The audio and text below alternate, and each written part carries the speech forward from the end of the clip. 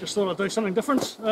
Show you this AltRider Hemisphere Saddlebag that I got a while ago. Just show you a little bit about how to put it on the bike.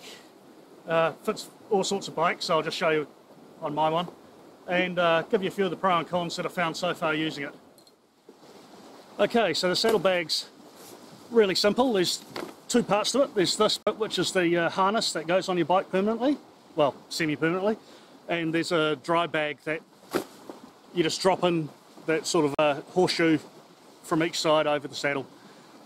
So to put it on, there's just 3 points that tie on. There's one bit here in the middle that goes onto your mudguard, onto your frame, onto your seat, somewhere in the middle. And on each side, little straps that go under your frame, under your back pedals, wherever you can actually hook it on.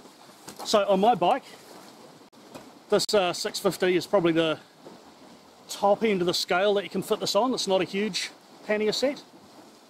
So for me, I can't get it over the frame at the back of the bike. Anyway, I might sort of have my top box on there if I needed it, or another bag. So the easiest place I found for actually putting it on was tucking it under the back of the seat. So this loop here, strap out the way, this loop here, I can just, when I pop the seat off, tuck it under,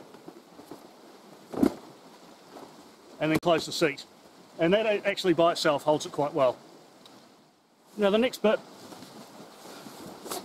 I forget in the middle bit, hooks on, is each side has these loops that you can either connect to your frame, depending on your bike, onto your frame. For me, hooking them under the rear pedals is the easiest thing to do. And you can just pull that tight and wrap the cable away somewhere. You don't want that getting into your wheels or into your chain or something. And you do the same on the other side. That is actually all you need to do to get the harness attached, and that is going to be solid. As I said, other bikes you may actually be able to put it further back on your mudguard, fender, somewhere, but obviously somewhere that can actually take a bit of weight. So it's adjustable enough that you can fit it on pretty much any bike, but just find the right place for you. Okay, the next bit is the dry bag that you actually put into the harness. Looks like an old pair of trousers. It's actually quite a good dry bag, Velcro top, you know, get a good few rolls in there before you sort of hook over the top like most dry bags. So it's probably easier to have some stuff in here before you actually put it in the harness, but just to show you, putting on the harness, all you do, drop it over the bike, and the harness bags here, the legs just tuck in quite nicely on each side. So if you've got a little bit of weight in there, it'll just drop in really nice and easy. Okay, so there's a fair amount of room in the bags. As I said before, you probably want to put a few things in before you actually put it on the bike, just because it's easier to slip into the harness. But my tent, all that sort of stuff, you know, just got my mattress, my pillow, fly, under sheet, all that sort of stuff. So that fits nicely down one side. One thing I've learnt as well though, my sleeping bag. Normally, I'd have that scrunched up as tight as I possibly could in the scrunch bag, you know, trying to make it as small as possible. There's not a huge amount of width in the dry bag here, so I found that for this sort of stuff, you actually got to have it fairly skinny. So if you've got one of those scrunch bags that actually scrunch sideways, turn them into sausages rather than a pancake, that'll be what you need. So I can just sort of pop that in. Don't need to show you all this stuff. Other good thing, each side has got an external pocket that you can put water in, put fuel in, whatever sort of thing you want. You know, it's got a fair amount of space there, oil, any of those sort of canisters that you want to keep outside of the dry bag, easily accessible. you can do that. And the whole thing, you just sort of tighten up around there. So you've got tightened up on the bike, tightened up around the edge here. As I said, good few rolls. So there's a fair amount of room that you can actually put on the top here, but you don't want to overfill it because you still want to get the rolls in at the top.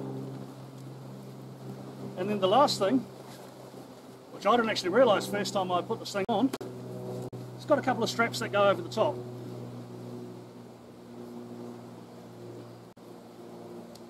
Let's put that on. So that'll hold it to the bike.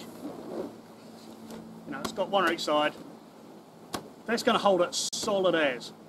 You're not going to have any problems with this thing falling off. So that's getting the whole thing installed. The good thing is when you actually get to your destination, you don't need to take the harness off. You can leave that on. You know, it's up to you. If you do want to take it off, it leaves the bike nice and naked. But you can leave the harness on. Just take out the dry bag. Just pull it off. Chuck it at your campsite. Everything's ready to go. You can still go riding. Harness isn't going to get in your way. Okay, so now for some of the pros and cons to do with this. Pros, as I showed, really fast, really easy to install. Any small bike, as I said, this is probably the largest sort of bike that you can fit it on. But any small one, you can fit it on. And because it doesn't require any subframe, you know, anything like panniers would, where, you know, mounting brackets and all that sort of stuff, means even if you're borrowing a bike, you can swing this thing over it, strap it on. Straps will fit pretty much anything, so you're going to be fine. The price, that's another good thing, cheaper than panniers. So I can't remember the price is dependent on where you buy it from and what country you're in, all that sort of stuff, so I won't give a number. But I think it works out at about 20% less than a similar sized pannier set. And the capacity may be slightly different because the panniers, obviously you're measuring everything at the side. These, you've got the side, you've got round the top as well. So it's a bit hard to do a one-to-one comparison. But certainly it was cheaper, and that's always a good thing when you're traveling on a budget. The other thing is the fact that the harness can stay on the bike all the time. You don't need to take that off all the time. You can just take off the dry bag, just whip that off, set up your campsite or whatever, chuck it in there. You can still keep riding with the harness on the bike. That's not going to get in the way. It doesn't cause any problems. If you want, you can strap the side things up even tighter when there's nothing in there, just to get everything really packed up really close to the bike. So that's really quite handy. It's really fast to do. As far as cons go, the size, as I said, it's a bit hard to do a one-to-one comparison with panniers, but I would have liked a little bit more girth around here, just because there's a few things that don't fit very well in. It's not actually very wide there. Okay, sleeping bag was a bad example in some ways, because sleeping bag you'd probably want at the top. It's a light thing. You want your heavy stuff down here. But yeah, there's some things you're not going to be able to fit in as nicely as you might a big square pannier. My bike in particular, one problem, it's not going to affect everyone, the fuel cap. My fuel cap is right under there. This thing has just completely covered it.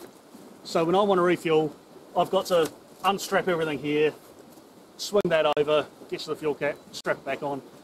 Not a big deal, as I said, these straps, they're easy to put on and off, but it's just a bit of a pain. Another thing is, seeing as it doesn't have a frame that is supporting it away from the bike, it's sitting straight on the paintwork. If you're precious about your paintwork, be careful. This thing is going to be rubbing against your paintwork, is going to make a bit of a mess. So if you do want to look after your paintwork, you might want to put something underneath here, whether it's sheepskin or a chamois or something, I don't know, but just something in there, because it is going to make a bit of a mess over time, especially if you're doing off-road, getting sort of gravel and grit and mud and all that sort of stuff in there. It's just real, make an abrasive sort of surface there. And I think that about wraps it up for what I want to say about this. So far it's done me well. I've travelled with another bag on the back, you know, just extra food, all that sort of stuff. But this thing, if you're going on short trips, I reckon it's a decent investment. You know, check out AltRider Hemisphere bags, wherever there's a stockist in your area. I reckon they're quite good.